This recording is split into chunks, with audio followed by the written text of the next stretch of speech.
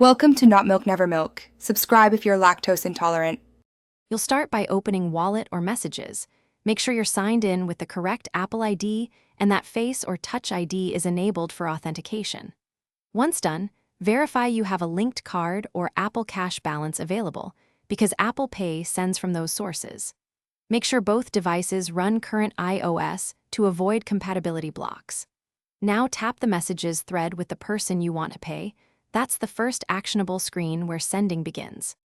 From the conversation, tap the Apple Pay icon in the app drawer. If you don't see it, open the Apps button and select Apple Pay. Enter the exact amount using the numeric pad, then tap the small card label to pick a specific funding source such as a debit card or Apple Cash. After that, press Pay. You'll be asked to authenticate with Face ID, Touch ID, or your passcode.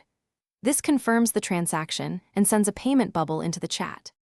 After sending, tap the payment bubble to confirm it shows sent and to see details like funding source and time. Make sure the recipient accepts if required. You can request or save the receipt and then verify your bank or Apple Cash to ensure the charge posted. If the payment fails, check your network, card expiration, daily limits, and that Apple ID and two-factor are working. Then retry. One quick tip: restart Wallet or Messages. Thanks for watching. If this was helpful, leave a like and consider subscribing. See you next time.